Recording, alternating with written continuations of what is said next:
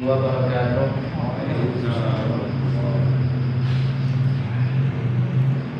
Innal hamdalillah nahmaduhu wa nasta'inuhu wa nastaghfiruh wa na'udzu billahi min shururi anfusina wa min sayyiati a'malina. May yahdihillahu fala mudilla lahu wa may yudlil fala hadiya lahu. Asyhadu an la ilaha illallah wahdahu la syarika lahu wa asyhadu anna Muhammadan abduhu wa rasuluh. Allahumma shalli ala Muhammadin wa ala alihi wa ashabihi wa man tabi'ahum bi ihsanin ila yaumiddin. Ya ayyuhalladzina amanu taqullaha haqqa tuqatih wa la tamutunna illa wa antum muslimun. Ya ayyuhan nasu taqu rabbakumul ladzi khalaqakum min nafsin wahidah wa khalaqa minha zawjaha wa batha minhuma rijalan katsiran wa nisaa'a wattaqullaha alladzi tasaaluna bihi wal arham innallaha kana 'alaykum raqiban. Ya ayyuhalladzina amanu taqullaha wa qulu qawlan sadida yuslih lakum a'malakum wa yaghfir lakum dhunubakum wa may yuti'illaha wa rasulahu faqad faza fawzan 'azima. Amma ba'd, fa inna asdaqal haditsi kitabullah wa khairal hadyi hadyu Muhammadin sallallahu alaihi wasallam wa sharral umuri muhdatsatuha wa kullu muhdatsatin bid'ah wa kullu bid'atin dhalalah wa kullu dhalalatin finnar. Ma'asyiral muslimin, bapak-bapak dan ibu-ibu rahimani wa rahimakumullah. Alhamdulillah, kita memuji dan senantiasa bersyukur kepada Allah Subhanahu wa taala yang telah memberikan sampai detik ini sekian banyak anugerahnya, kenikmatannya, yang benar-benar kita tidak mampu untuk menghitungnya atau mengukur nilainya.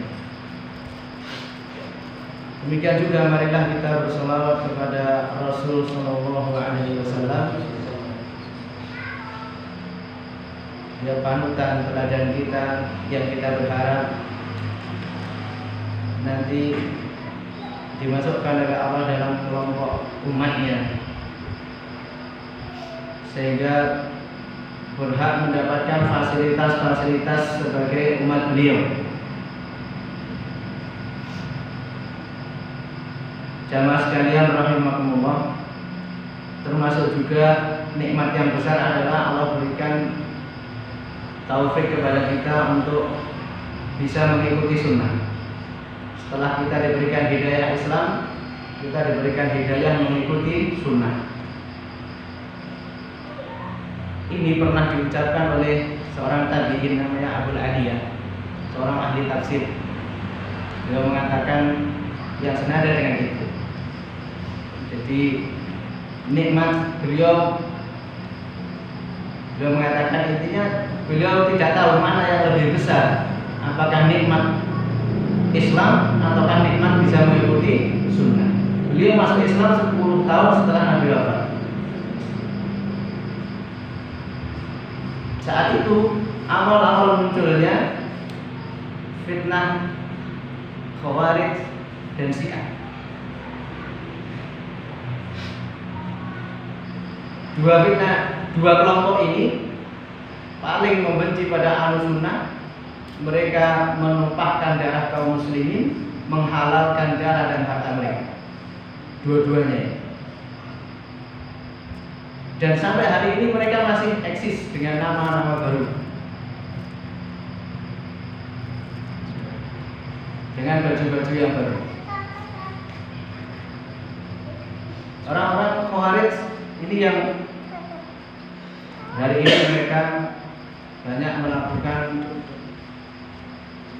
pengeboman, mengkafirkan kaum muslimin yang tidak sepemahaman dengan mereka. Syiah ini mereka yang hari ini, sejak dahulu mereka nebeng numpang tenar kepada Ahlul Bait. ada, jadi mereka mengklaim mereka ini keturunannya Rasulullah dari jalur Fatimah, kemudian mereka mengklaim mencintai Ahlul Bait. Akan tetapi mereka berlebihan, wulu, bukan hanya, ini sangat ekstrim. Di antara ciri khas orang-orang Khawarij, atau kalau jenengan tahu tingkah pola mereka merusak Islam, yang pertama kali apa, mereka membunuh Utsman bin Affan. Bahkan sebelum itu mereka memprotes Rasulullah ketika membagi ghanimah, itu cikal bakalnya. Kemudian di masa Utsman mereka membunuh Utsman bin Affan, kemudian membunuh Ali bin Abi Thalib. Dan jangan itu, yang membunuh Ali bin Abi Thalib ini seorang Qarib Hafid. Ketika Mesir ditaklukkan, termasuk orang ini termasuk pasukan di situ. Karena pinternya sih, hafalannya banyak, bahkan mungkin hafid ya. Akhirnya oleh khalifah diperintahkan untuk dibuatkan rumah di dekat masjid agar mengajari Al-Quran di sana. Orang mereka ini yang oleh Rasulullah, sahabat itu dikatakan sholat kalian kecil dibandingkan dengan sholat mereka. Sahabat ini, bacaan Quran kalian kecil dibandingkan bacaan mereka, ibadah kalian jauh dibandingkan ibadah mereka. Tetapi kata Rasulullah, yaqra'una Quran walam yatazawwas anasirahu, atau mereka baca Quran tapi tidak sampai melewati tenggorokannya, artinya tidak masuk ke dalam hatinya, karena mereka meninggalkan para sahabat. Mereka memahami Al-Quran dengan ilmu mereka sendiri yang dangkal, karena mereka rata-rata anak-anak muda, ahli ibadah, sebagiannya penghafal Al-Quran, tetapi mereka tersesat karena meninggalkan para sahabat. Nah, Allah sendiri sudah menegaskan di banyak ayat, di antaranya Allah berfirman, wa may yushaqiqir rasula min ba'di ma tabayyana lahul huda wa yattabi' ghayra sabilil mu'minin nuwallihi ma tawalla wa nuslihi jahannam wa sa'at masir. Barang siapa menyelisihi Rasul wa yattabi' ghayra sabilil mu'minin, dan mereka mengikuti jalan selain orang-orang beriman. Ayat ini turun kepada siapa? Pertama kali ayat ini turun kepada sahabat. Maka orang beriman pada waktu siapa? Ya sahabat Nabi. Tidak ada waktu itu orang beriman selain mereka. Maka sampai hari ini kalau orang mengambil selain jalan yang ditempuh sahabat, nuwallihi ma tawalla, maka kami biarkan mereka dalam kesesatan mereka, dan kami akan masukkan ke dalam neraka, dan itu adalah seburuk-buruk tempat kembali. Rasulullah sudah mewanti-wanti, dalam hadisnya banyak disebutkan, sampai dikatakan adu alaiha bin nawajid, jadi jalan mereka ini gigit dengan gigi geraham. Intinya yang bisa menyatukan kaum muslimin, pemahaman mereka adalah pemahaman generasi awalnya, karena mereka yang paling dalam ilmunya, paling bersih hatinya, paling tidak memberat-beratkan dirinya.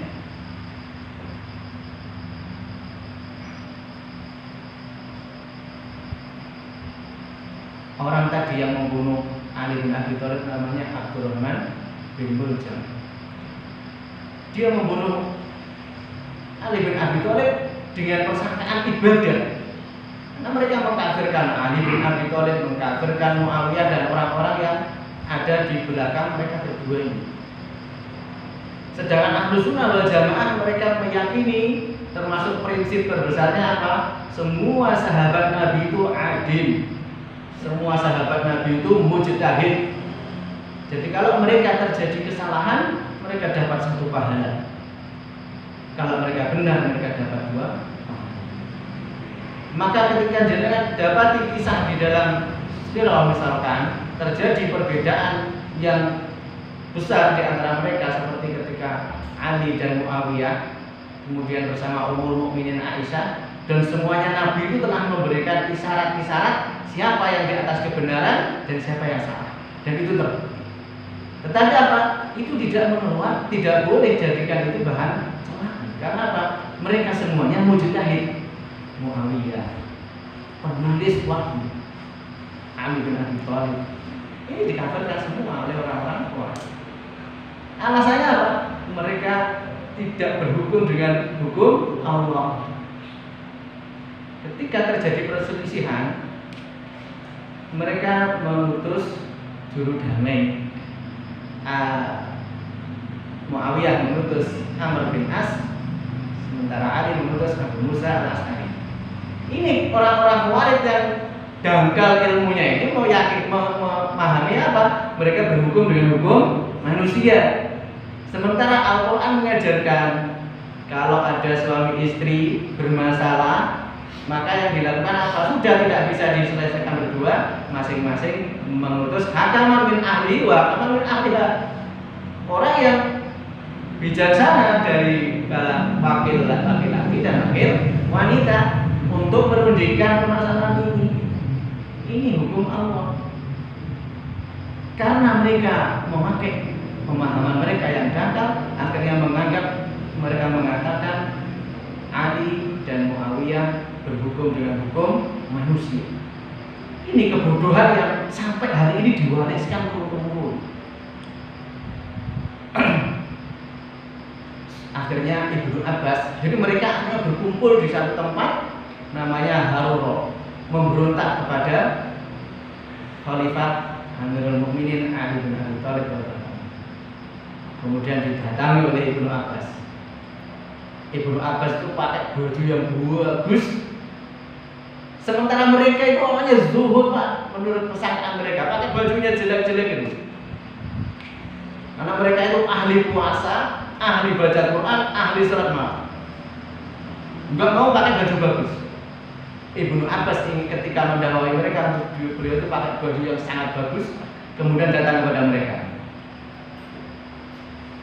Kenapa? Kamu heran? Telah memakai baju yang seperti ini, orang yang lebih mulia, jauh lebih mulia dari saya dan dari kalian. Siapa? Rasulullah Shallallahu Alaihi Wasallam.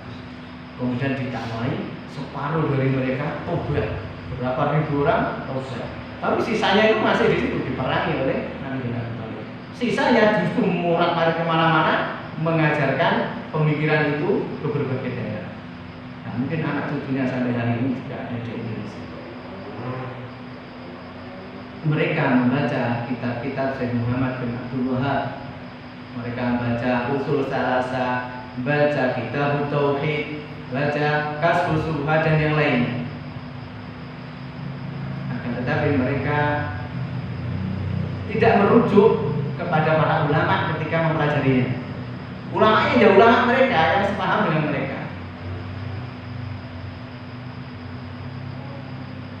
Syekh Muhammad bin Abdul Wahab akarnya dakwahnya kan di Saudi, ilmunya diwariskan di sana, kemudian menyebar ke seluruh penjuru bumi.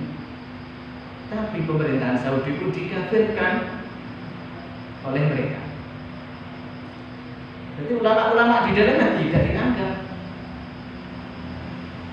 Nah, salah satu ciri khas pembahasan mereka ketika membahas kitab Tauhid, awal sekali di halaman pertama kitab Tauhid, Syekh Muhammad bin Abdullah itu menjelaskan ayat pertama setelah beliau mengucapkan kitab Bismillahirrahmanirrahim, kitab Tauhid, wa ma khalaqtul jinna wal insa illa liya'budun.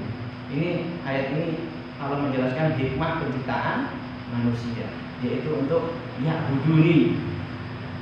Ya'buduni kata Ibnu Abbas itu yuwahiduni, mentauhidkan aku.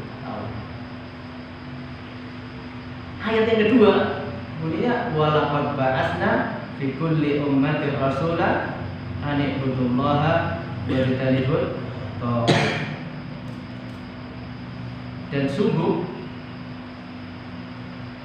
kami mengutus pada setiap umat seorang rasul anibudullah, mendakwakan apa? Untuk beribadah kepada Allah dan menjauhi tauhid. Tauhid ini apa? Nah, di sini. Tauhid kalau secara bahasa itu artinya dari tauhid, nanti ada tauhid yadwa tughyanan, itu artinya melampaui batas. Jadi kalau kisahnya Nabi Nuh itu kan disebutkan dalam Al-Quran sebutkan inna lamma tawal ma'u hamalnakum fil jariyah. Togo, ketika air itu togo melampaui batas, air itu kan biasanya mengalirnya ya di sungai itu kan, batasannya sungai apa ya gampengan itu. Tapi air itu sudah naik sampai setinggi gunung, makanya namanya togo, melampaui batas. Hamalnakum fil jariyah, kami membawa mereka kalian di atas bahtera. Nah, batasannya orang Islam apa? Ahli tauhid tadi, wa ma khalaqtul jinna wal insa illa liya'budun.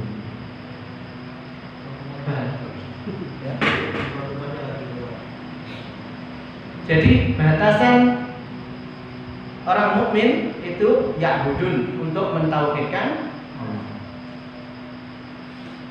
Adapun makna tauhid di sini apa? Imam Ibnul Qayyim mengatakan tauhid itu matazawaja bihil abdu haddahu, segala sesuatu yang melampaui batas hamba, seorang hamba melampaui batasnya, min ma'budin, diantaranya yang diibadahi, au matbu'in yang diikuti, au muta' yang ditaati. Jadi kalau sudah ada makhluk kok diibadahi mesti dan dia ridho, maka dia tauhid. Atau ditaati melebihi batas juga jadi tauhid.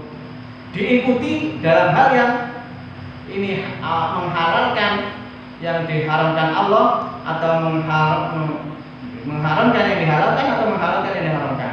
Diikuti juga, maka ini juga tauhid. Adapun Syekh Muhammad bin Abdul Wahab, beliau menjelaskan wa tawaghitu katsirun wa rusulun khamsah.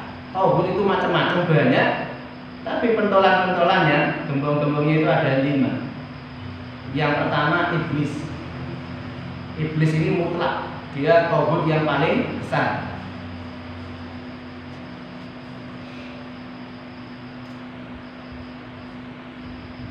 Kemudian yang kedua, man ubida min dunillahi wa huwa radin. Segala sesuatu yang disembah selain Allah dan dia ridho. Disembah dan dia ridho. Maka keluar dari definisi ini, Nabi Isa itu disembah, tapi Nabi Isa tidak ridho. Ada yang menyembah malaikat, malaikat itu tidak ridho.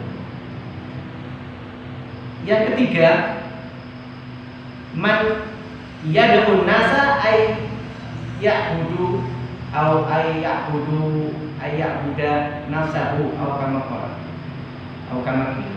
Jadi orang yang menyeru, mengajak orang lain untuk mengibadahi dirinya. Apa ada? Ada. Fir'aun, Namrud. Kemudian yang keempat, man yadda'i ilmal ghaib, orang yang mengklaim mengetahui ilmu gaib, meramal apa yang akan datang, berupa ini celaka atau bahagia hidupnya dan seterusnya. Maka termasuk yang haram kita memasukkan bacaan yang di situ ada horoskopnya, astrologi, bintangnya ini itu sama seperti dengan undang dukun, masukkan ke rumah jenengan. Kalau memang masih baca Quran, ada itunya digunting, dibakar. Karena ilmu gaib itu hanya Allah yang mengetahuinya. Maka kalau ada yang mengklaim dia mengetahui ilmu gaib, maka ini mensejajarkan dirinya dengan Allah Subhanahu wa ta'ala.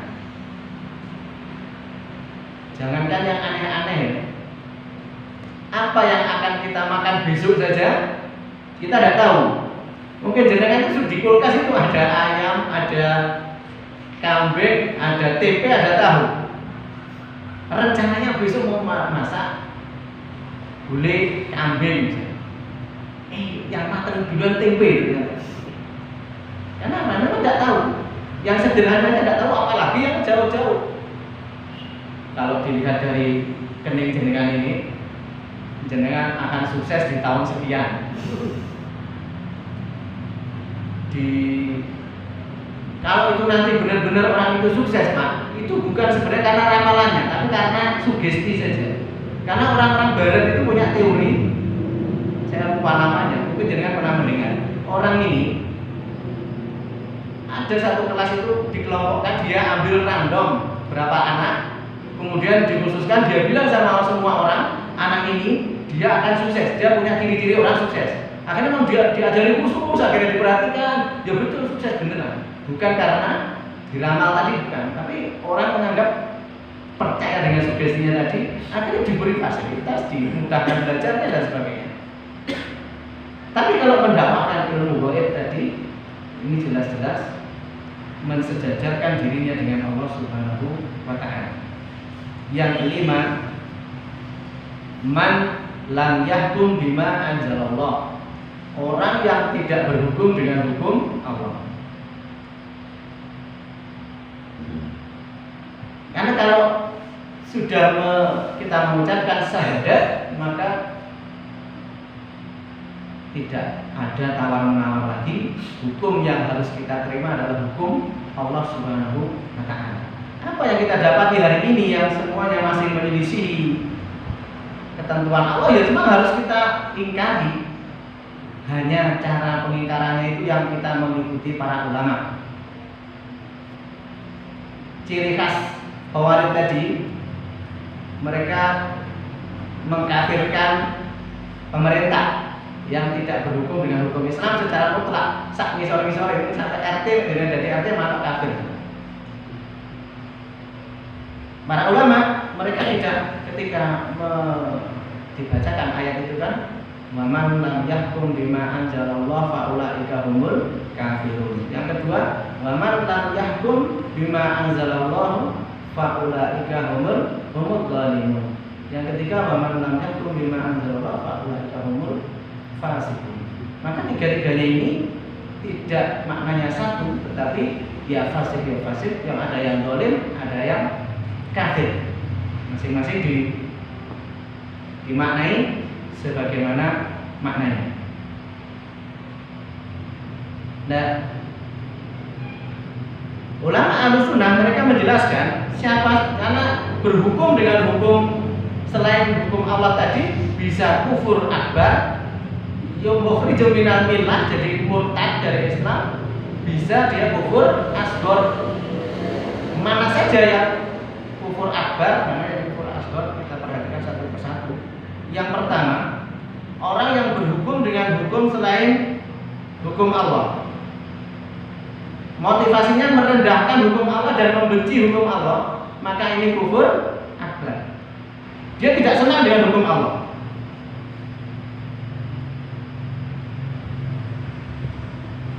Kufur akbar. Yang kedua, orang yang berhukum dengan hukum selain hukum Allah, meyakini bahwa hukum selain Allah lebih baik, lebih afdol.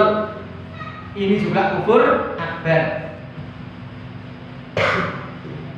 Yang ketiga, orang yang berhukum dengan hukum selain Allah, dia meyakini hukum Allah tersebut, hukum selain Allah sama dengan hukum Allah. Ini juga kufur akbar. Yang keempat, orang yang berhukum dengan hukum selain Allah meyakini bolehnya, halalnya berhukum dengan hukum selain Allah. Ini juga kufur akbar. Nah, yang kelima, orang yang berhukum dengan hukum selain Allah dalam keadaan masih meyakini hukum Allah lebih baik, lebih afdol. Dia tidak menyamakan hukum Allah dengan hukum selainnya. dia tidak juga menghalalkannya. Dia melakukannya karena hawa nafsunya, karena jabatannya atau kepentingan pribadinya. Ini semuanya maksiat.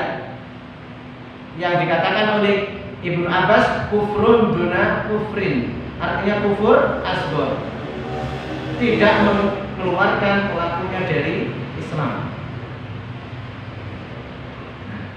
Yang perlu digarisbawahi, yang kita baca hari ini adalah hukum perbuatan. Hukum perbuatan. Yang begini tadi kufur, kafir, kemudian ini fasik atau maksiat. Ini hukum perbuatannya. Kenapa? Karena kalau pelakunya kita tidak punya wewenang dan bukan wilayah kita untuk menghukumi pelakunya. Bisa jadi kita akan dapati orang itu punya keyakinan seperti keyakinan pertama. Apakah otomatis kita katakan dia kafir? Maka itu bukan wewenang kita. Tidak ada, jadi tidak ada maslahatnya ketika vonis itu dijatuhkan. Kecuali jenengan itu sultan beneran, ini bukan sultan orang kaya. Jenengan penguasa wilayah berdaulat, kok ada orang di bawah jenengan itu, pejabat-pejabat jenengan punya keyakinan salah seperti itu, maka jenengan berhak untuk memanggilnya, suruh tobat, dijelaskan pemahaman yang benar. Kalau nggak mau, sudah tegak hujah. Ini yang menghukumi juga bukan ulama, ya, ulama yang dia tidak lagi ada kepentingan dunia, tidak ada kepentingan politik, kepentingan ekonomi dan lain-lain. Jadi secara ilmu mapan, secara usia juga senior, sehingga tidak lagi tercampuri dengan urusan-urusan dunia. Jadi batasannya seperti itu. Nah, negara kita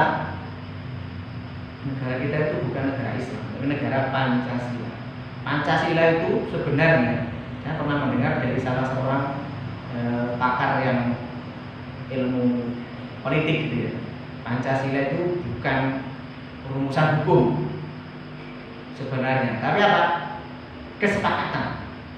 Bahasanya ya ijma. Kesepakatan dari pendiri bangsa. Ini nilai-nilai yang disepakati untuk bagaimana mengelola negara ini. Karena negara ini betul-betul beragam. Akhirnya turunlah nilai-nilai itu yang semuanya sebenarnya ada di dalam Islam semuanya. Dan itu diambil dari Islam. Ketuhanan yang Maha Esa. Artinya apa? Negara ini kalau mau hidup di sini harus bertuhan. Kemudian kemanusiaan. Ya harus memanusiakan manusia. Persatuan, menjaga persatuan. Islam wa'tasimu bihablillahi jami'a wa la tafarraqu, menjaga persatuan. Islam kalau ngomongkan toleransi, dia yang paling toleran kepada minoritas. Sampai dikatakan barang siapa membunuh seorang dhimmi lam yarih raihatal jannah, enggak bisa mencium bau surga. Mana ada di agama yang lain gitu. Kemudian permusyawaratan. Ini kalau benar-benar dilakukan permusyawaratan, majelis syuro benar-benar ya betul ya, itu nilainya dari Islam. Keadilan sosial yang sebenarnya ya terdapat oleh Islam, bukan keadilan sosialnya kapitalis atau keadilan sosialnya komunis. Itu nilai-nilai Islam. Terbukti apa? Aceh itu ketika minta syariat Islam boleh. Makanya yang jadi masalah itu kita hari ini kaum muslimin itu tidak paham dengan nilai-nilai Islam. Yang diperbaiki itu dalamnya ini. Kaum muslimin. Kalau mereka paham dengan nilai Islam, bagaimana indahnya hukum Islam, maka tidak usah dioyak-oyak, mereka akan pilih hal tersebut. Hari ini kenapa mereka tidak berani? Karena yang mereka nggak kenal akhirnya ya bisa benci, bisa takut, bisa wait and see gitu, menunggu. Seperti apa sih sampai ada orang Islam kok ngomong sebenarnya yang dibacakan khilafah. Yang bukan itu sebenarnya. Khilafah itu bukan pembahasan intinya. Tapi intinya kapan syariat Islam itu akan bisa ditegakkan? Kapan? Ketika kaum muslimin benar-benar bertauhid. Tauhid uluhiyah itu benar-benar mengisahkan Allah. Bukan nunggu tidak ada orang berzina, tidak mungkin. Bukan nunggu tidak ada orang mabuk-mabukan. Zaman Nabi pun masih ada orang berzina, ada orang mabuk. Nah, tapi apa bertauhid? Nah, nanti itu Allah akan menolong bagaimana syariat Islam itu tegak. Itu tidak harus kita buat negara Islam. Tapi kalau jenengan sepakat orang Jawa Timur ini semuanya sepakat, 90% aja sepakat muslimnya ngomong ke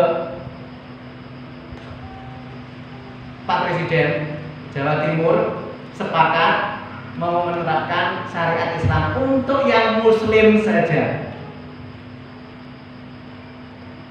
90% ngomong gitu ya, insya Allah akan disetujui. Jadi nggak usah negara Islam. Jadi kan Aceh itu diizinkan dan ada di dalam konstitusi negara. Makanya Pancasila itu kesepakatan, ya. Nilai-nilai yang disepakati untuk mengelola negara yang majmuk ini.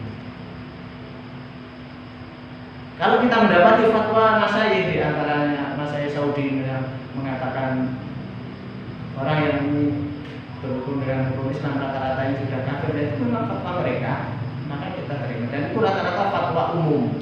Kita tidak tahu fatwa itu ditujukan kepada siapa. Karena kalau fatwa khusus, maka juga akan disebutkan fatwa ini untuk ini. Makanya kita tadi, saya garis bawahi lagi, yang kita pelajari ini hukum perbuatannya. Ahlus Sunnah membedakan hukum umum dengan hukum perorangan. Misalkan jenengan melihat tetangga jenengan kok punya keyakinan yang seperti itu tadi, salah satunya bisa nomor 3 atau nomor 4 misalkan, maka yang bisa kita lakukan mendakwainya, menjelaskannya kepada dia. Pun dia ngeyel tetap begitu, tidak juga langsung kita kafirkan terus mati gak disolati juga tidak. Karena memang tidak ada wewenang bagi kita. Hari ini wewenang kita hanya mengajak dengan cara sebaik mungkin. Karena subhat terbesar orang-orang Khawarij di situ tauhid tadi. Enggak berhukum dengan hukum Islam, tauhid kafir.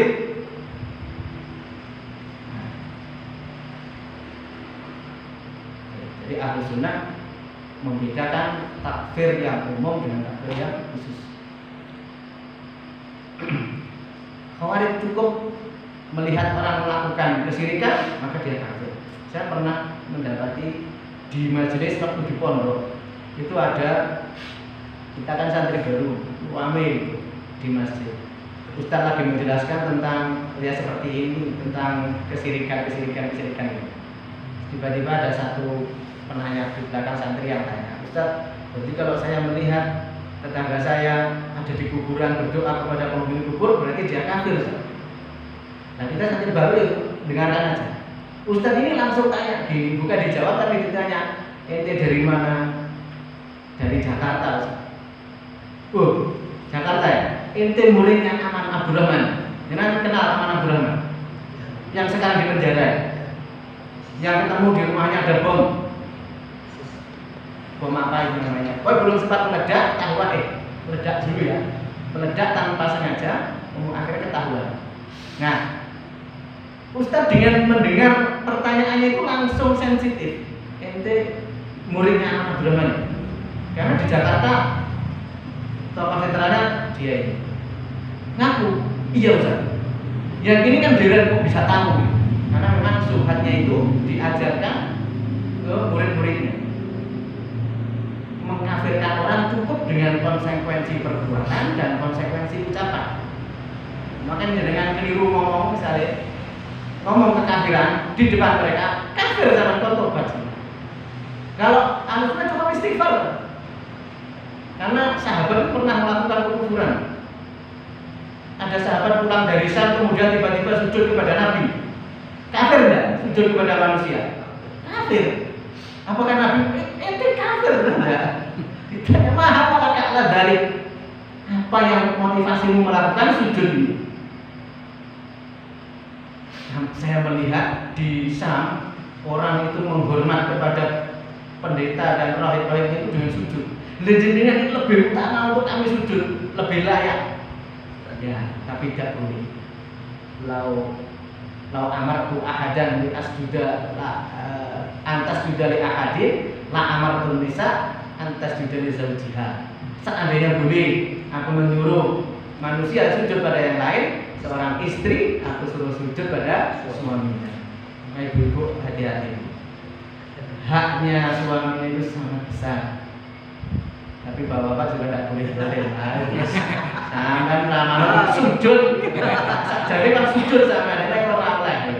Tidak boleh. Semua harus didudukkan pada porsinya.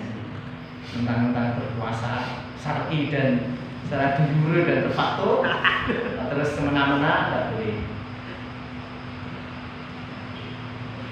Jadi setiap perbuatan kekufuran nyata dilakukan tetap harus di negeri Islam misalkan ya dipanggil oleh hakim, oleh ulama, qadhi, kemudian ditanyai dulu, diinterogasi motivasinya apa, kalau dia salah paham dipahamkan sampai akhir baru suruh tobat dan sebagainya. Kalau tidak mungkin dipenjara dulu, didakwai lagi sampai akhir. Kalau tetap ini ya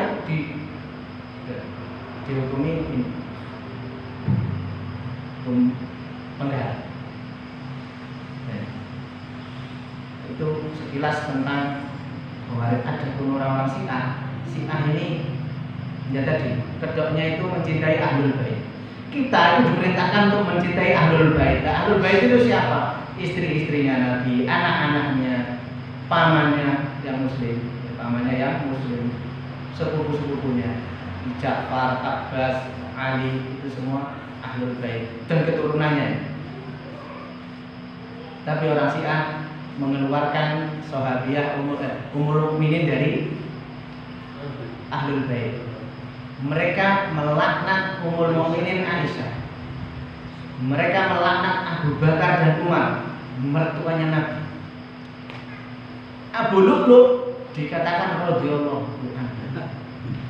Ini dalam terang mereka. Jangan bisa lihat itu kalau belum dihapusi di YouTube itu ada. Intinya, tapi jangan dilihat. Itu subhat semua sih.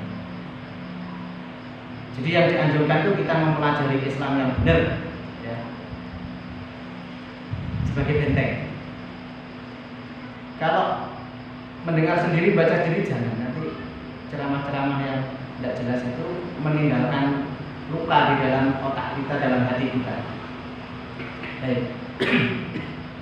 Mereka punya keyakinan yang sangat ekstrim itu sampai menuhankan Ali bin Abi Thalib.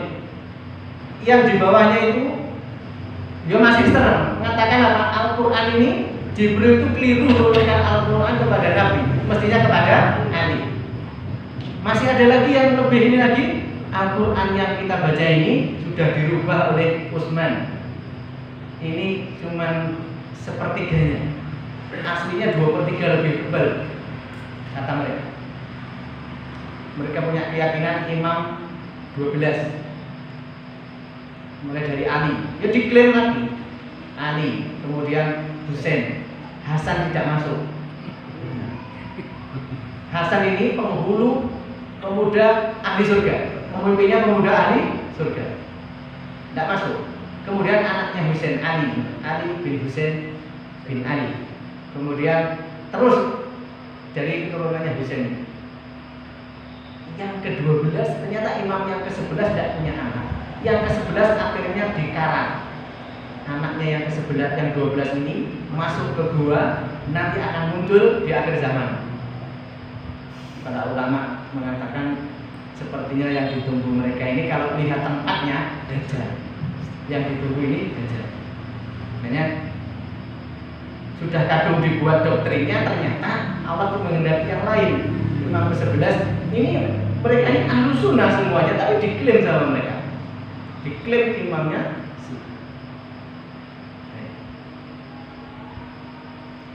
dan mereka kalau mereka berpuasa ya seperti yang terjadi di Suriah, terjadi di Yaman. Yang berpuasa, yang berdaulat penuhnya di Iran, itu mayoritas Syiah, Rafidhah, Syiah yang berat, termasuk Suriah, Yaman, Houthi itu Syiah.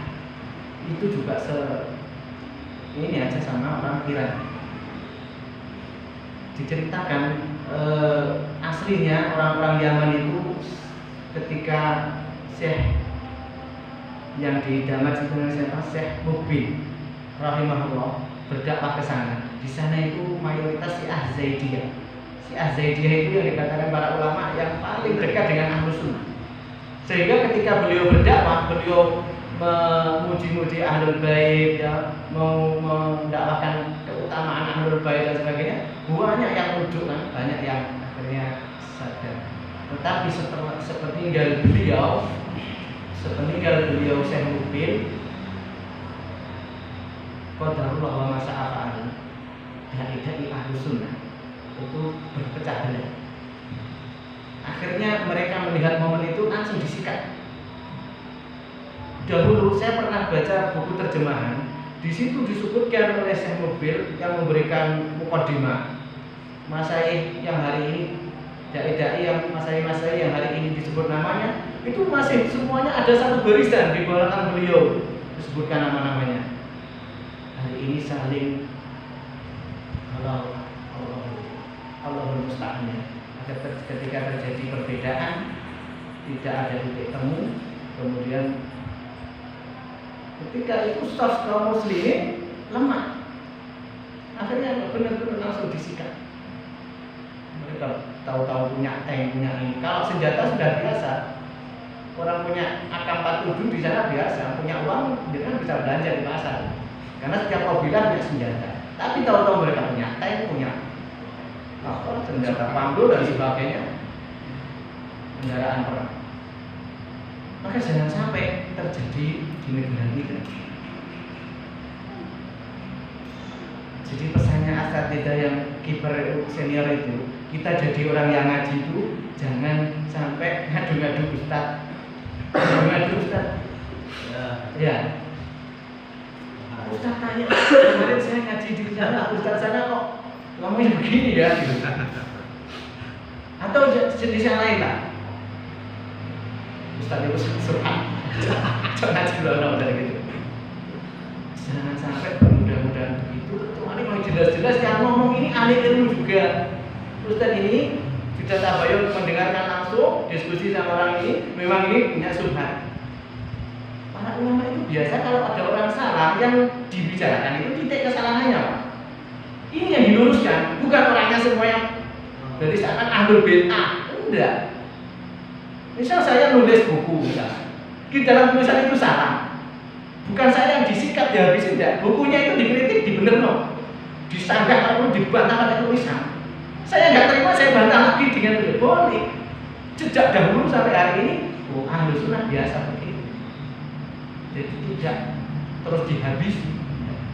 Setiap orang punya kesalahan pasti. Jadi kan dia yang ini kita ganteng ini tak kita enak ini tak gitu. Tapi kan tidak tahu kesalahan yang Allah sembunyikan, Allah tutup. Dan yang ditutupi ulama tidak boleh dikorek-korek masalah terjadi.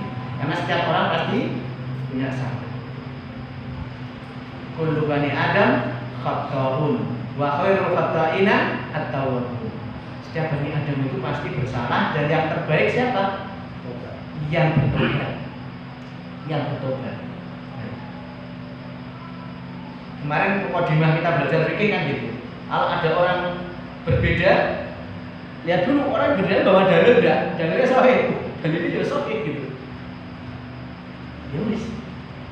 Dalilnya sahih, pemahamannya pas, bener. Menurut ini saya yang diikuti, diterima. Kita harus toleransi. Oke. Masih ada waktu 15 menit. Kita akan masuk pada pembahasan wudu. Sebelumnya kita akan bahas keutamaan wudu. Karena wudu ini sering dianggap sederhana, akhirnya jenengan mungkin pernah ada istilah amalan mendawamkan wudu ya, terus-menerus menjaga wudu. Kenapa kok jarang dilakukan? Karena kita mungkin belum tergambar. Gue wudu kan gue sholat ustaz gitu kan. Nek enggak kan ora apa-apa, ya memang benar. Jadi wudu itu syarat sahnya sholat. Tapi nggak mesti kalau wudu untuk sholat gitu. Kalau orang wudu harus sholat nggak mesti. Tapi di situ ada kelebihan-kelebihan. Biasanya kita itu kalau nggak tahu kelebihan sesuatu, mau melakukan ya biasanya memang agak berat. Apa sih manfaatnya ngombe banyu putih nganyet gitu ya? Aku teh lah gitu. Tapi ketika diberitahu ini loh manfaatnya air putih ini, bener ya, apalagi anget diminum bangun tidur. Wah. Yang pertama, kalau secara maknanya awal takrif dari wudu, jangan mungkin ya kalau secara praktek sudah bisa semua ya. Wudu itu asal katanya dari wada'a, artinya an-nadhafah wa nadhara. Nadhafah itu kesucian, bersih, nadhara itu keindahan. Wudu kalau harokatnya dhammah itu artinya perbuatannya, tapi kalau harokat wawunya fathah artinya airnya. Wudu artinya air. Adapun secara istilah, wudu adalah isti'malul ma'i 'alal a'dha'il mahsusati,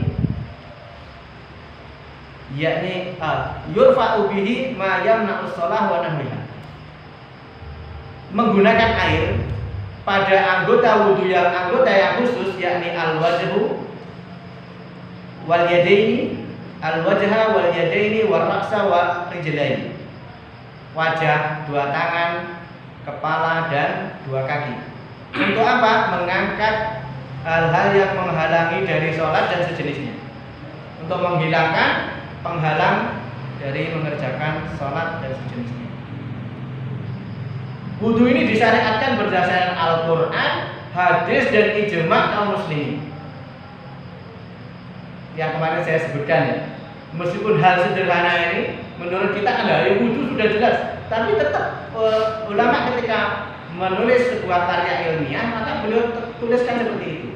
Wudu ini ditetapkan masruh berdasarkan Al-Quran, hadis dan ijma'. Yang pertama, Al-Quran jelas surat Al-Maidah ayat 6. Ya ayyuhalladzina amanu idza kuntum ila sholati fagsilu wujuhakum wa aydiyakum ilal marafiqi wamsahu bi ru'usikum wa arjulakum ilal ka'bain. Wahai orang-orang yang beriman, jika kalian hendak sholat. Ini kalau yang belajar nahwu, kuntum ini fi'ilnya madi, tapi maknanya ini hendak akan, maknanya mudhari akan. Jadi banyak ternyata contohnya yang seperti ini.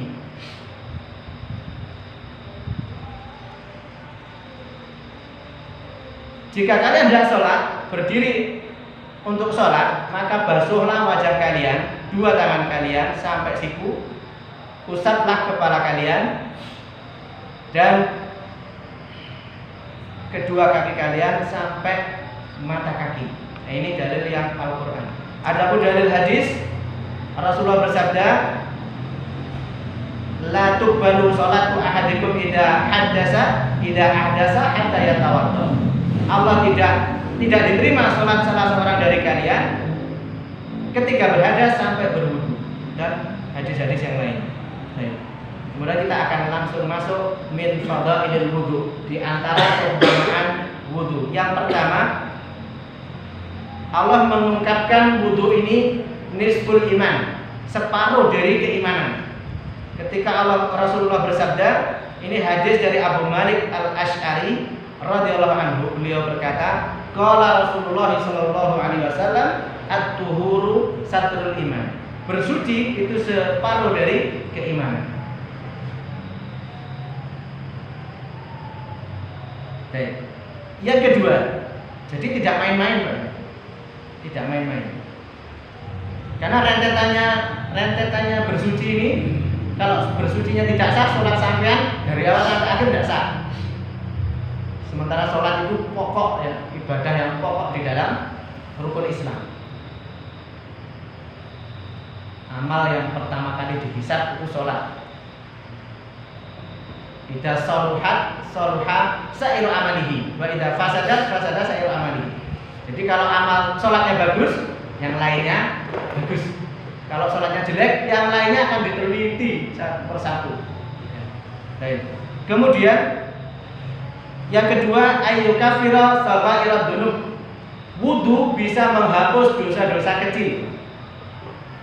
Maka setelah ini jangan ada yang malas berwudu. Dari Abu Hurairah radhiyallahu anhu, anna Rasulullah sallallahu alaihi wasallam qala, "Idza tawaddu al-abdul muslimu awil mu'minu fa ghasala wajhahu kharaja min wajhihi kullu khati'atin nadara ilaiha ma'a qadril ma' aw ma'a akhir qadril ma'." Jika seorang hamba muslim atau mukmin berwudu, kemudian dia membasuh wajahnya, keluar dari wajahnya itu semua dosa-dosanya, semua dosa-dosa yang dia lihat ya. Kan di wajah itu ada mata ya. Ma'a qadril ma' bersama tetesan air atau akhir dari tetesan air. Fa idza ghasala yadayhi kharajat min yadayhi kullu khati'atin kanat batashadha yadahu ma'al ma'i atau ma'a akhir qadril ma'. Demikian juga ketika dia mencuci kedua tangannya, maka keluar darinya dosa-dosa yang dipegang dengan tangannya bersamaan dengan tetesan air. Fa idza ghasala rijlaihi kharajat kullu khati'atin masadha rijlahu ma'al ma'i aw ma'a akhir qadril ma'. Kemudian ketika dia membasuh, mencuci kakinya, maka keluar dari dosa-dosanya dari kakinya itu yang dia melangkah dengannya, langkah-langkah yang dosa bersama tetesan air atau akhir dari air yang menetes. Hatta yakhruja naqiyan minad dzunub, sampai dia keluar naqiyan, bersih dari dosa-dosa. Ini hadis sahih akhrajahul Muslim wa ghairuhu. Dikeluarkan oleh Imam Muslim dan yang lain. Ini yang kedua, keutamaan kedua.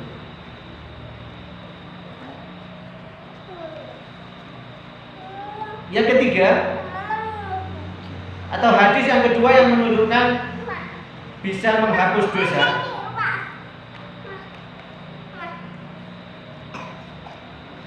Rasulullah bersabda dari Utsman bin Affan, "Man tawaddo'a hakadha ghufira lahu ma taqaddama min dzambihi wa kanat sholatuhu wa masjuhu ilal masjidi nafilah."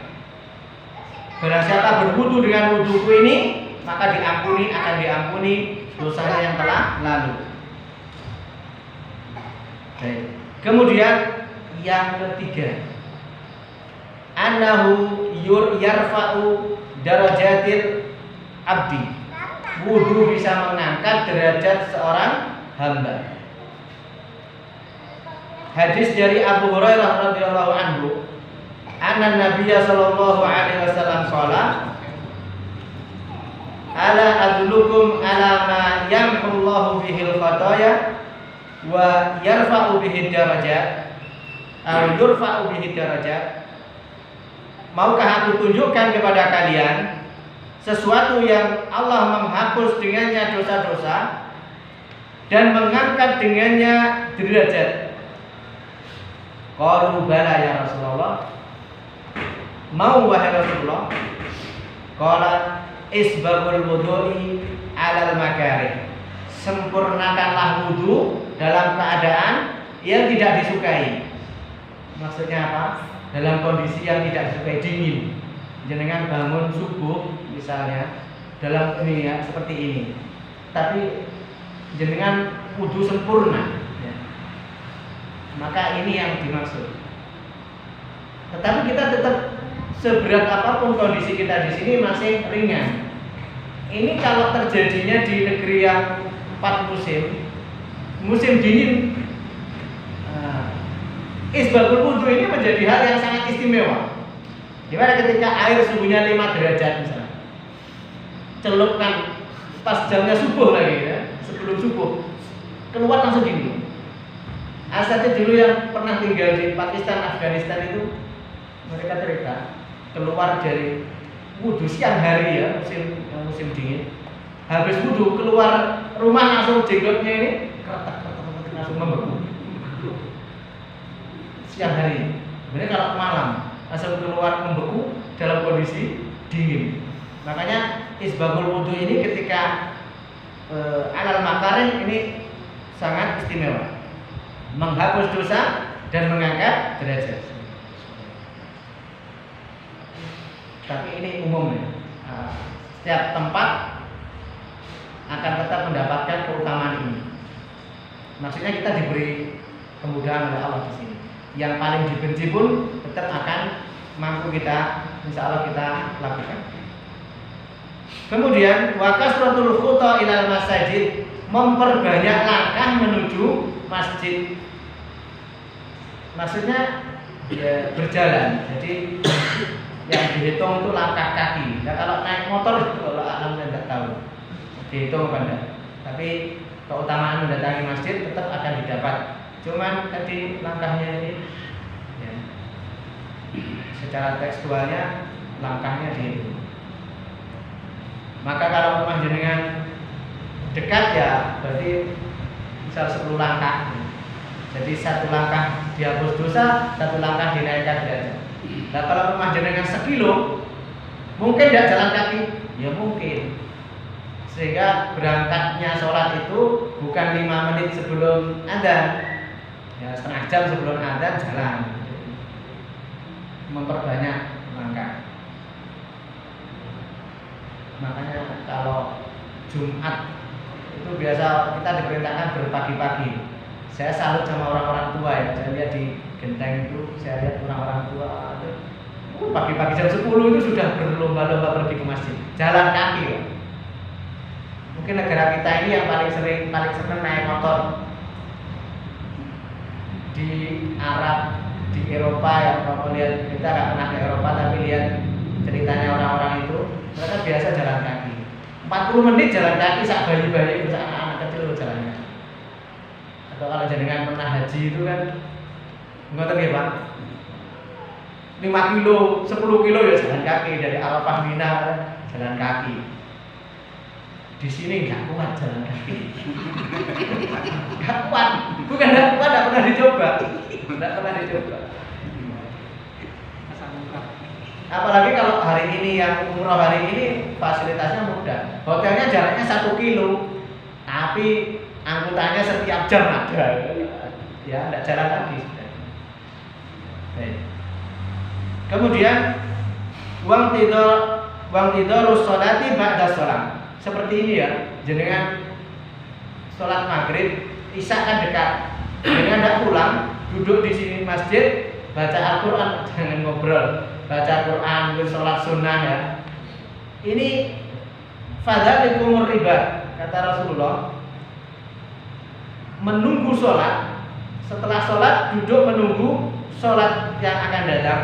Fadzalikumur riba, ini seperti orang yang berjihad menjaga perbatasan negeri Islam. Fadzalikumur riba sampai 3 kali. Ini. Kemudian yang keempat, keutamaan wudu, annahu sabilun ilal jannah, jalan menuju surga.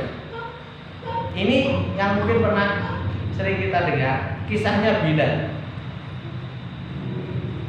Anna Nabiyya sallallahu alaihi wasallam qala li Bilal, "Ya Bilal, hadisni bi arja amalin amiltahu fil Islam." Wahai Bilal, kabarkan kepadaku amal apa yang paling kau harapkan pahalanya yang kau kerjakan di dalam Islam. Inni sami'tu dafana 'alaika baina yadayya fil jannah. Sungguh aku mendengar suara terompah sandalmu ada di hadapanku di surga. Jadi mungkin Nabi itu diajak jalan-jalan ke surga, ruhnya ya. Kemudian terdengar suara sandalnya. Jadi Nabi itu perhatian dengan sahabatnya. Jadi sampai suara sandal itu apa? Teplak gitu kan. Ya, apa? Nah, maka Bilal menjawab,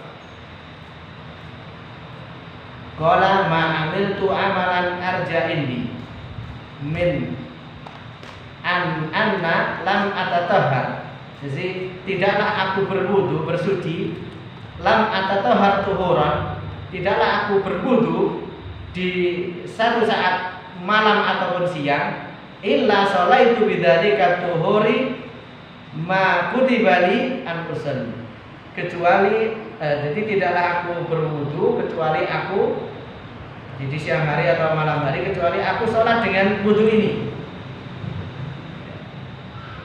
Kalau diketemukan dengan hadis tentang wudu Utsman bin Affan, wudunya Utsman bin Affan, maka di sana disebutkan ini dari sahabat tabi'in namanya Humran, muridnya Utsman. Kemudian Humran mengatakan, ra'aitu Utsmana da'a biwadu'in. Aku melihat Utsman minta didatangkan air.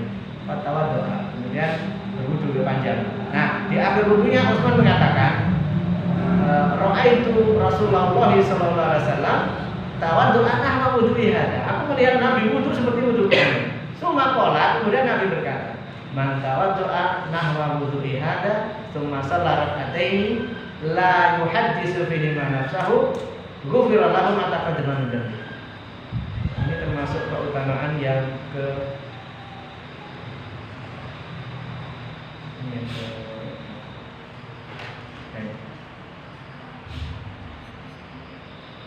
maka orang yang berwudu seperti wuduku ini, kata Rasulullah, katanya Utsman ya, kemudian dia sholat 2 rakaat, tidak disibukkan dengan hadisun nafsihi, pembicaraan di dalam hatinya, memikirkan urusan dunia gitu.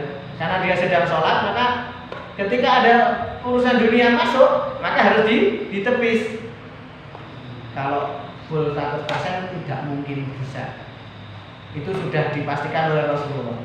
Makanya yang tidak boleh dibiarkan ini. Begitu takbir itu yang diingati.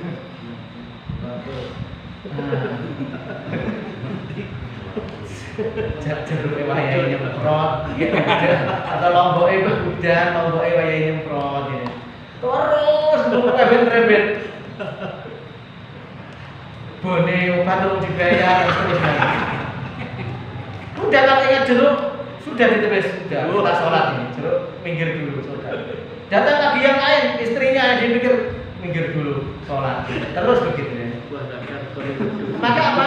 Akan dihapuskan, diampuni dosa-dosanya yang telah lalu.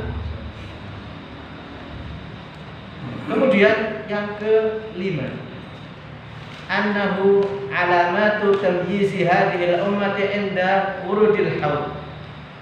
Wudu ini, asar wudu ini akan menjadi tanda umat ini ketika mendatangi telaga. Yang pernah kita singgung kemarin. Jadi Rasulullah SAW pernah melewati sebuah kuburan. Kemudian beliau mendoakan, Assalamualaikum dar qaumi mu'minin wa inna insyaallahu bikum an qaribin lahikun. Salam keselamatan atas kalian penghuni kampung kaumnya orang-orang beriman. Sesungguhnya kami insya Allah dalam waktu dekat akan menyusul. Ini satu lafaz ya. Di dalam lafaz yang lain ada doa salam ketika melewati kuburan orang-orang muslim. Sudah hafal Pak? Dicari Pak ya. Doanya itu Assalamualaikum ahla diyar minal mu'minin wal muslimin fa inna insyaallahu bikum lahikuna lana walakumul afiyah. Atau itu bisa terbalik, dibalik sedikit redaksinya. Baik. Itu hak mereka Pak ya, yang harus kita tunaikan ketika melewati kuburan orang-orang beriman. Kemudian beliau mengatakan waditu lau ana qad ra'aina ikhwanana. Aku ingin seandainya bisa melihat, bertemu dengan saudara-saudara kami. Sahabat protes, wahai Rasulullah, Aulasna ikhwanana ya Rasulullah. Bukankah kami ini saudara-saudaramu wahai Rasulullah? La, kata Rasulullah, qala antum ashabi. Engkau itu sahabatku. Wa ikhwanuna alladzina lam ya'tu ba'd. Yang saya maksud saudara-saudara kita itu yang belum datang, umatku yang belum datang.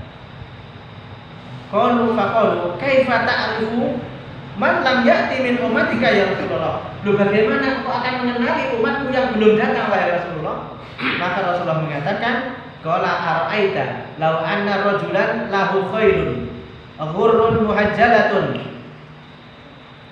aw ghurrun muhajjalatun baina dhahrai khailin duhmin ala ta'rifu khailahu. Bagaimana menurut kalian kalau orang punya kuda? Kudanya itu di kepalanya sini ada warna putihnya. Kudanya hitam tapi ada warna putih di batuknya sini sama di empat kakinya. Gurun itu warna putih di kepala sini. Muhajjalin atau muhajjalatin itu warna putih yang ada di empat kaki. Ini kan dibusuk di rambut. Tapi kalau manusia ini Rasulullah membandingkannya dengan itu. Sementara kuda yang ada putihnya ini berada di antara kuda yang berwarna hitam. Apakah dia akan mengenali kudanya? Kenal enggak? Pasti kenal. Nah itu. Nah kalau orang yang tidak pernah wudu nanti tidak ada tandanya. Tandanya itu cahaya yang putih. Jadi di wajahnya sini ini kepalanya sini wajah, kemudian di tangan dan kaki. Gurran muhajjalin. Ada di hadis yang lain dengan redaksi yang mirip. Fa'innahum qalu bala, ya sahabat mengatakan ya pasti akan dikenal. Fa'innahum ya'tuna gurran muhajjalina minal wudu. Umatku nanti akan datang dalam keadaan bercahaya wajah dan tangan serta kakinya minal wudu disebabkan bekas air wudu. Wa ana faratahum alal khawdi, dan aku akan menunggunya di telaga. Alla liyudadanna rijalun an khawdi kama yudadu al-ba'ira abdala. Ternyata ada sekelompok orang yang diusir dari telagaku sebagaimana onta yang tersesat. Dia mendekat, Nabi tahu ini ada tanda wudunya, makanya kok diusir? Nabi memanggilnya. Unadihim, aku memanggil mereka. Ala halumma, kesini, kemarilah. Nabi dicegah. Fayuqalu innahum qad badalu ba'dak. Mereka telah merubah agamamu setelahmu. Nah ini yang kemarin kita lihat. Jadi wudu itu sebagai pembeda ciri khusus umat ini. Maka jangan sampai malas-malasan untuk berwudu. Baik, masih ada dua. Satu lagi keutamaannya adalah annahu nurun lil abdi yaumal qiyamah. Wudu ini akan menjadi cahaya bagi hamba di hari kiamat. Hadis dari Abu Hurairah, beliau berkata, "Sami'tu Khalili radhiyallahu sallallahu alaihi wasallam yaqul, tablughul khilyatu minal mu'mini haitsu yablughul wudu."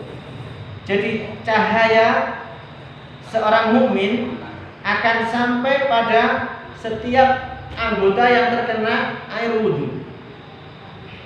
Al-khilyatu hiya nurun an-nuru yaumil qiyamah. Pak, jadi kalau kita mendengar cahaya dikaitkan dengan hari kiamat, maka yang harus kita tahu hari kiamat itu gelap. Selepas dari padang mahsyar masuk ke sirat, itu gelap gulita, tidak ada lagi penerangan. Di padang mahsyar itu kan matahari dekat, tapi lepas dari yaumul hisab kemudian melewati, pas di sirat itu gelap gulita. Makanya cahaya itu jadi hal yang sangat istimewa. Nah kalau orang tidak pernah wudu, dia tidak dapat cahaya itu. Ada orang yang hanya diberi cahaya sebesar kuku, jari kakinya itu, jempolnya, itu pun satu langkah hidup, satu langkah mati. Berangkat Pak dia disirat. Maka salah satu yang menyebabkan mereka hamba ini diberi cahaya adalah tadi bekas wudhunya, termasuk sholat juga menjadi cahaya. Makanya ada yang diberi cahaya yang sempurna seperti bulan, seperti bintang, sehingga mereka bisa berjalan secepat kilat. Ada yang berjalan seperti kuda berlari, ada yang seperti orang berlari, ada yang seperti berjalan. Dan dalam kondisi gelap itu di kanan kirinya itu ada pengait, jadi gantol dari duri yang itu menyambar, kesambar, jatuh emplung jahanam. Kita belum kali lah ya maksud jahanam pelong. Dan yang harus juga salah satu akidah Ahlussunnah, setiap manusia itu pasti akan melewati jahanam. Itu dalam pembahasan surah An-Naba. Salah malah lupa ya. Di situ setiap mukmin itu pasti akan melewatinya. Yang diizinkan lewat, yang tidak diizinkan tertahan di situ. Makanya sudah gelap, ada pengaitnya, tidak ada cahaya. Ini benar-benar. Dan apa hubungannya haud tadi, keistimewaannya apa? Haud itu ini sudah pernah disebutkan di sini. Keistimewaannya telaganya Rasul itu, dan setiap nabi punya telaga. Haud itu airnya ahla minal asal, lebih manis dari madu. Abyadu minal laban, lebih putih dari susu. Man yasrab minha lam yadma' abadan. Barang siapa minum darinya maka dia tidak akan haus selamanya. Jadi habis dari padang pasir yang kepanasan tidak tahu berapa ribu tahun lamanya sampai habis berkeringat, kemudian minum dari telaga. Lah kalau tidak bisa minum dari telaga ini, dia akan terus dalam kondisi kehausan. Kalau dia masuk surga selesai. Dan kalau masuk neraka tambah parah nanti. Tidak ada lagi yang bisa menghilangkan haus. Yang terakhir, keutamaan wudu adalah annahu hillu li'uqdatis syaitan. Wudu ini yang bisa melepas ikatan setan. Jadi dalam sebuah hadis disebutkan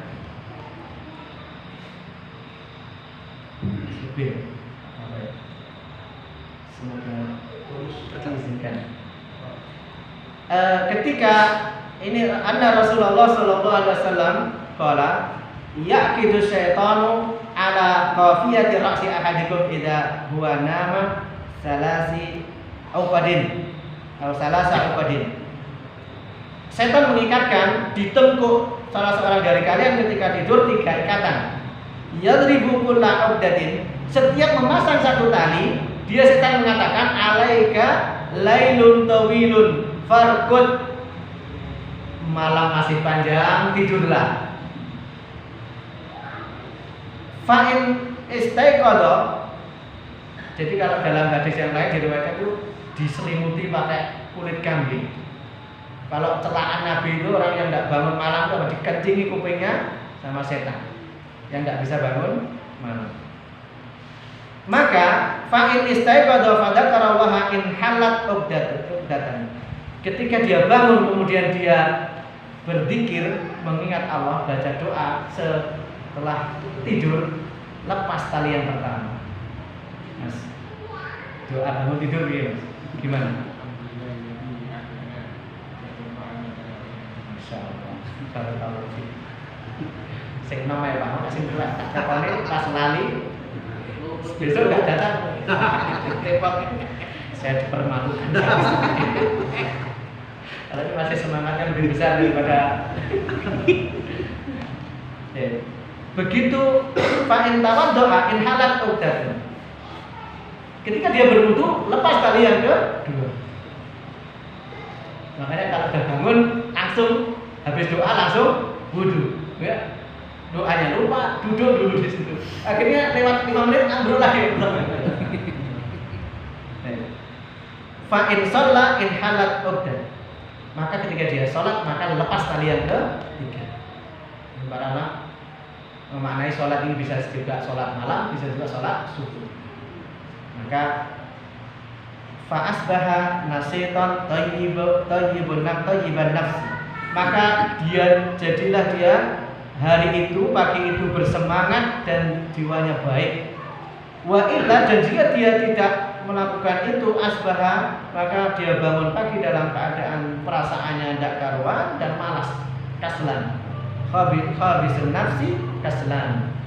Ini keutamaan wudhu ada berapa tadi? 7 keutamaan. 7. Baik. Semoga Allah Subhanahu wa taala memudahkan kita untuk bisa mengamalkannya, sehingga Allah memudahkan kita juga untuk mendapatkan keutamaan tadi. Iya, silakan. Assalamualaikum warahmatullahi wabarakatuh. Assalamualaikum. Ini ada perkataan dari Qutaybah bin Iyad. Hindarilah duduk bersama ahli bid'ah, dan barang siapa yang duduk bersama ahli bid'ah, maka ia tidak akan diberi hikmah. Aku suka jika di antara aku dan pelaku bid'ah ada benteng dan besi. Dengan dasar perkataan beliau, apakah kita boleh melabeli seseorang yang keilmuannya di atas kita karena beliau menyebut organisasi ya? Beliau dikatakan diundang oleh NU, Muhammadiyah atau organisasi apa untuk ceramah agama kita. Terus apakah kita boleh melabeli beliau termasuk ke dalam subhat dengan melihat perkataan Qutaybah bin Iyad ini? Jadi yang seperti ini menggiring opini. Tapi intinya kalau vonis, maksud yang dimaksud bid'ah di situ bid'ah yang besar, yang berbahaya, bid'ah dia terutama. Atau yang memang dia punya pemahaman yang menyimpang, sebaiknya memang kita tidak duduk bersama mereka. Dan yang mengatakan mereka punya pemahaman menyimpang bukan kita, tapi memang orang yang berilmu. Kalau mau menanyakan hal seperti itu, tanyakan pada yang alim, senior secara umur dan ilmu, dan takyin. Ini orangnya seperti ini misalkan. Kalau perlu ada ceramahnya, kasetnya misalkan begini. Kalau dia masih numan, dia mungkin diundang ke sana sini, di sana sini. Tapi yang dia sampaikan sama masalah akhlak, misal di sana juga akhlak, di sini akhlak akan diterima di mana-mana. Tapi kalau dia punya pemahaman yang menyimpang, itu harus terbukti secara ilmiah. Jadi bukan hanya prasangka. Terus kita juga tidak boleh bermudah-mudahan melabeli ahlul bid'ah nomor ini. Kalau dulu ada terkenal umat manhajnya pramuka, di sini senang, di sana senang. Itu tidak layak diucapkan kepada saudara muslim. Kalau ada saudara kita bersalah, misalkan kita tahu benar kesalahannya, ya nasihati secara diam-diam, datangi ke rumahnya, bawakan pisang Ambon misalkan cengkeh besar, habis itu dinasihati, kan lebih mudah diterima timbangannya dijapri, dipisu-pisui pisang atau dikolok di depan jamaahnya, di depan teman-temannya, pasti tidak diterima. Yang ada justru semakin jauh. Kalau alam ini ya jangan bermudah-mudahan melabeli. Kalau ada yang salah, ragu-ragu tanyakan sama yang alim saja. Secara umum misalkan kalau jelas dia khawarij, dia membawa pemikiran khawarij, misalkan jenengan kita sudah dengar sebagian sumbernya khawarij. Kemudian kok ada orang ngajak ini aja, dijauhi. Kalau kita tidak mampu menasihati ya jangan mendekat sama dia. Pasti akan diceritani itu terus. Ini yang mantep itu ini. Nah gitu. Jenengan kaget mantep. Apalagi dijudono ceramah Ustaz tambah kan khawatir lagi ini. Saya khawatir. Yang seperti itu harus. Jadi kalau masih remung-remung ya harus ditanyakan pada ahlinya, dan pertanyaan itu detail. Apa itu Pak? Itu harus. Si A misalkan jelas si A-nya dengan warna aku ngajaki apa namanya? Jadi kan diajak nikah, mut'ah. Itu berpahala, nikmat berpahala. Kalau itu kita balik. zina yang dihalalkan. Kalau sudah jelas seperti itu, jadi tidak boleh lagi duduk sama dia. Jelas. Ya. Apalagi sudah jelas memaki-maki atau bahasanya maki mungkin tidak berani nyindir-nyindir umur mukminin atau sahabat-sahabat. Karena si A itu yang tidak kafir itu cuma Ali, Hasan Hussein, Mikdad, kemudian apalagi Abu Dhar, tidak salah. Pokoknya hanya beberapa orang. Selain itu semuanya kafir. Kalau kita tahu dengan jelas seperti itu pun menasihatinya dengan, kalau bisa menasihati diam-diam, nggak bisa ya baru boleh alam besar. Kaitannya dengan si Asad ya. Saya pernah lihat kajian Ustaz Mr. Salim Abdillah tentang Bapak Tanah Jawa. Di situ beliau mengatakan bahwa tarawih yang sebelum ada bacaan menyebut nama sahabat itu kalau versi sejarah itu karena Islam masuk Indonesia itu plus dia juga masuk Indonesia kan, masuk Nusantara intinya. Nah itu pihak keraton itu supaya manusia nggak bisa ikut tarawih itu menyebut nama-nama khalifah itu kan. Nah itu gimana kan? Karena sebelum tarawih itu tujuannya supaya awal-awal dibacakan itu kan supaya orang Syiah nggak ikut tarawih gitu loh. Kalau sekarang terus berlanjut itu gimana? Bola anak bisawab. Jadi kalau memang ini jadi tata cara detail sebuah ibadah yang itu kayak tarawih itu termasuk ibadah mahdoh yang juklak dan juknisnya ada, maka kita tidak boleh keluar dari juklak dan juknis yang ada tersebut.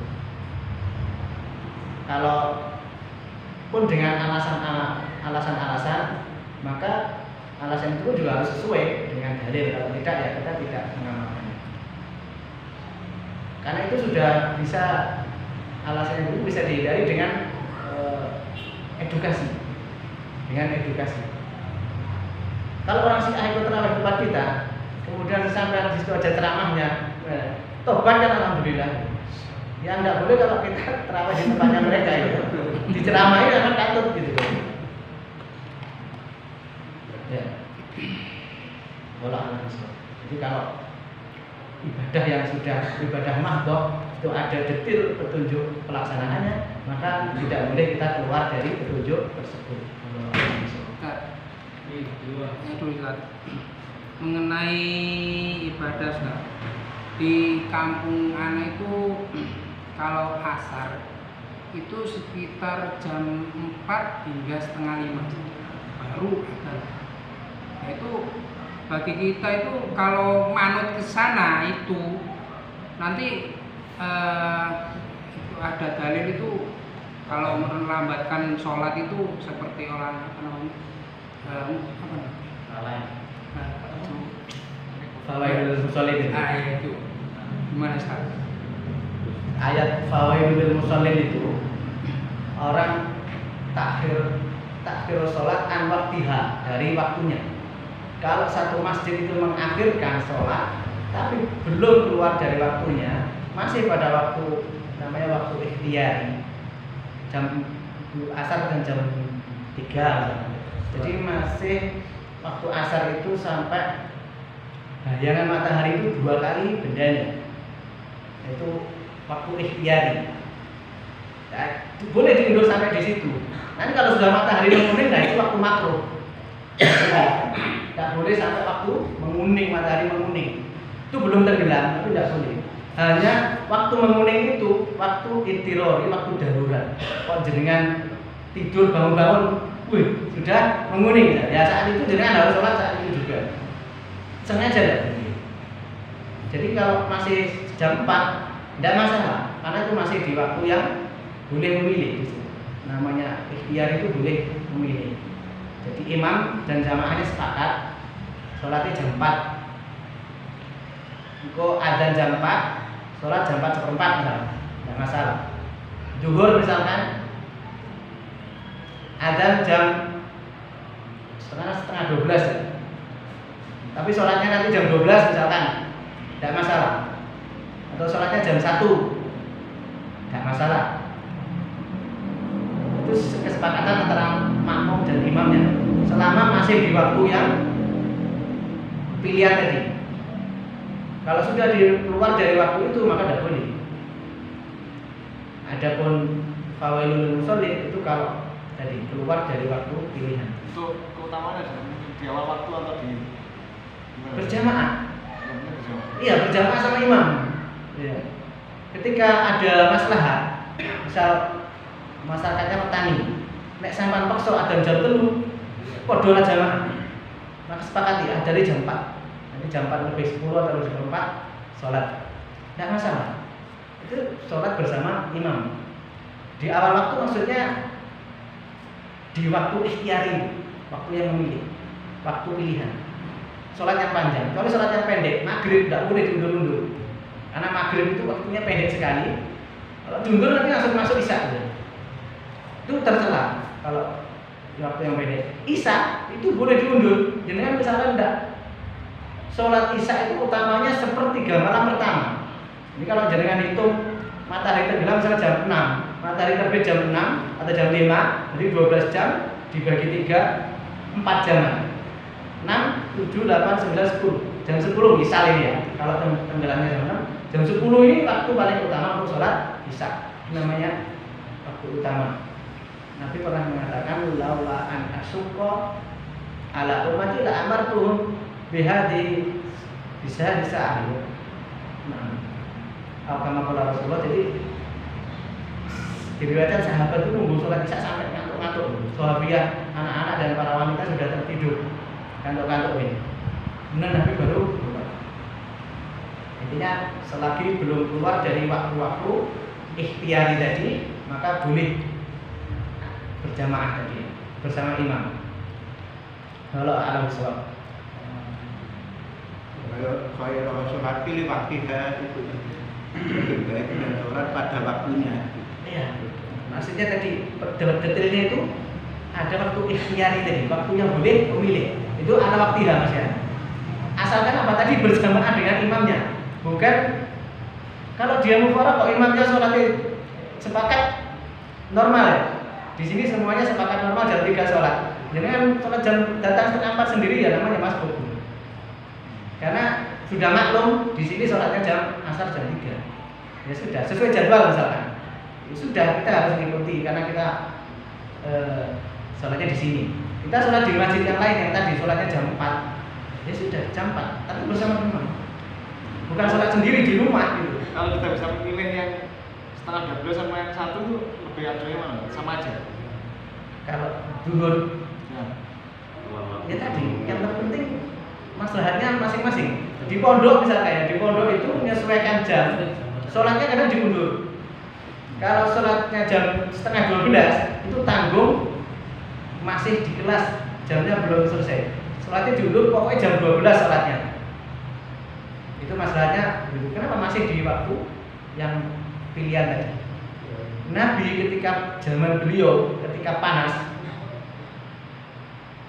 musim panas itu, jadi masjidnya Nabi itu atapnya bolong-bolong, bukan atap yang rapat gitu. Jadi matahari itu masuk sinarnya ke lantai. Jadi kalau terik matahari panas itu.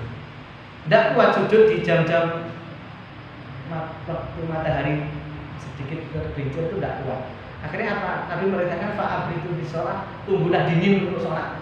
Di sholatnya dilakukan di akhir waktu mendekati waktu asar, ketika dibutuhkan saja.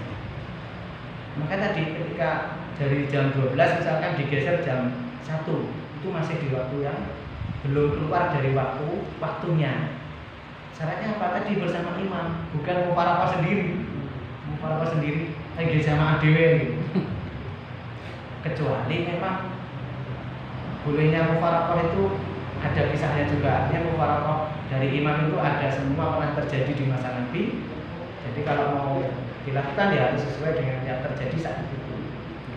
Harus ada alasan yang syar'i. Allah a'lam bishawab. Terakhir. Assalamualaikum Terakhir ya. Waalaikumsalam.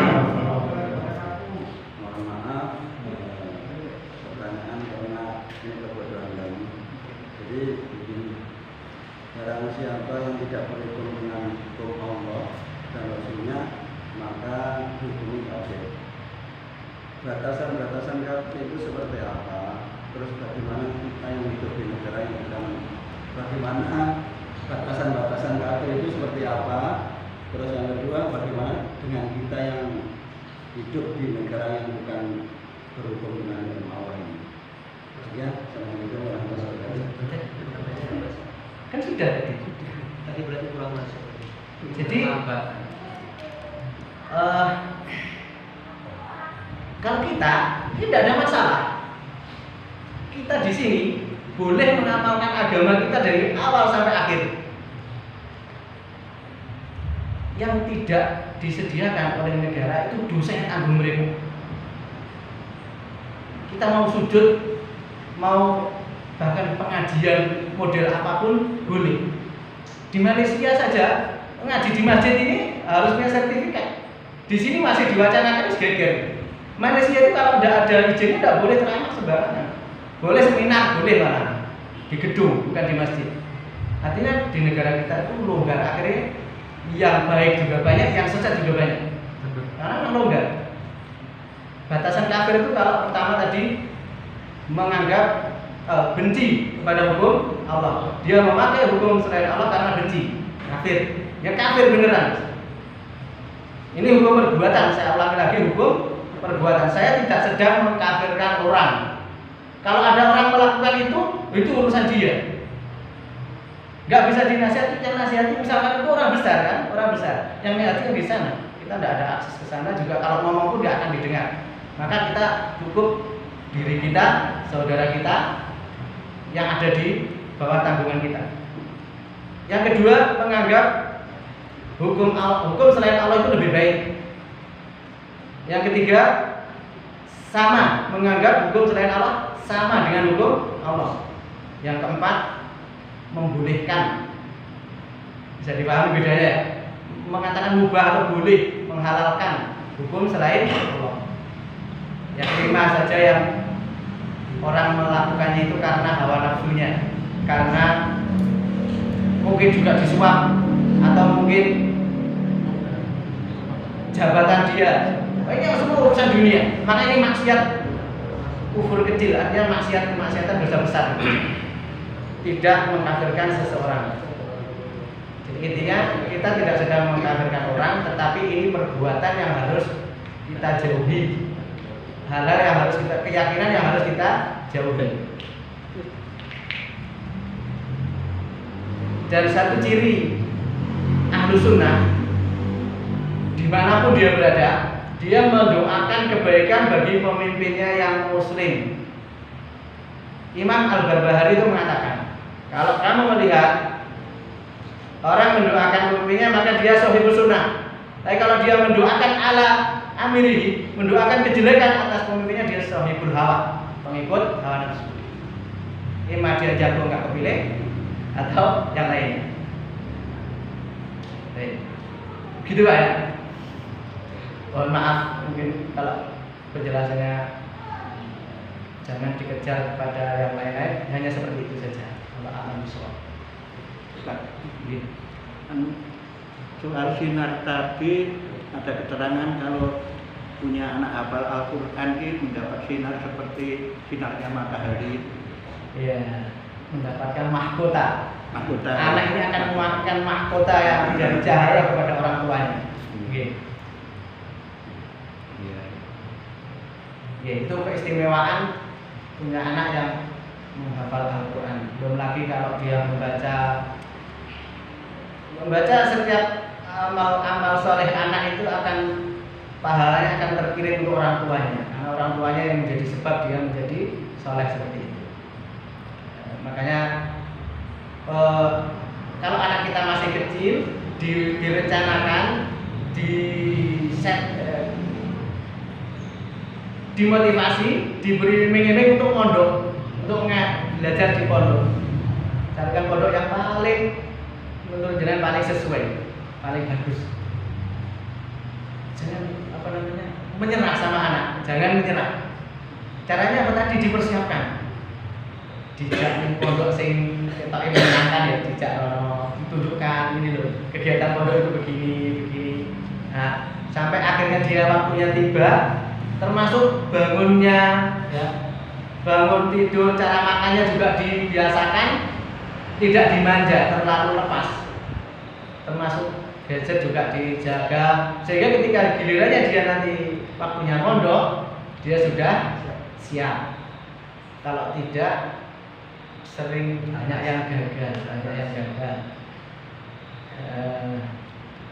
Na'udzubillah min dzalik. Kita berlindung, semoga Allah Subhanahu wa taala memudahkan kita mengikuti hidayah sunnah-sunnahnya, memberikan hidayah pada kita untuk bisa mendidik anak-anak kita sesuai dengan tuntunan Rasulullah SAW. Ini kita cukupkan. Jika ada benarnya dari Allah Subhanahu wa taala, yang salah dari saya pribadi, dan kita siap untuk rujuk ketika ada yang dalil yang lebih kuat menunjukkan hal tersebut. Subhanakallahumma wa bihamdika asyhadu an la ilaha illa anta astaghfiruka wa atubu ilaik. Assalamualaikum warahmatullahi wabarakatuh.